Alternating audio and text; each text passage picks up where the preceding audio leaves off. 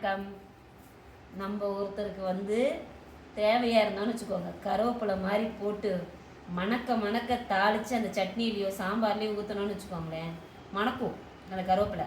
அப்போ அது நமக்கு தேவை. ஆனால் சாப்பிட்றப்ப வாயில் வந்துருச்சுன்னா சாப்பிட மாட்டோம். மேக்ஸிமம் கருவேப்பிலையும் நம்ம அவாய்ட் தான் பண்ணுறோம், சாப்பிடவே மாட்டோம். நானே சாப்பிட மாட்டேன், ஆனால் நிறைய போடுவேன், சாப்பிட மாட்டேன், எடுத்து ஒதுக்கி வச்சுருவோம். இந்த உலகத்தில் சில பேருக்கு நம்ம தேவைப்பட்டால் கருவேப்பிலை, தேவையில்லை என்றாலும் கருவேப்பிலை. பிடிச்சிருந்தா லைக் பண்ணுங்க. வாங்க இன்னைக்கு சமையலையும் பார்த்துருவோம். முளைக்கீரை பொரியல், அப்புறம் சாதம் கம்மியாக வச்சுக்கிறேன். காலைல கொஞ்சம் ஹெவியாக இட்லி சூப்பராக இருந்துன்னு சாப்பிட்டேன்.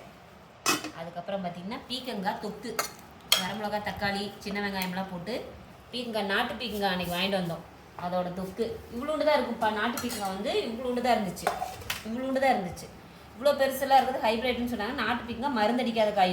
இந்த வாரம் ஃபுல்லாக மருந்தடிக்காத காய் சாப்பிட்ருந்துச்சு. அதுவே பெரிய விஷயம் இல்லையா?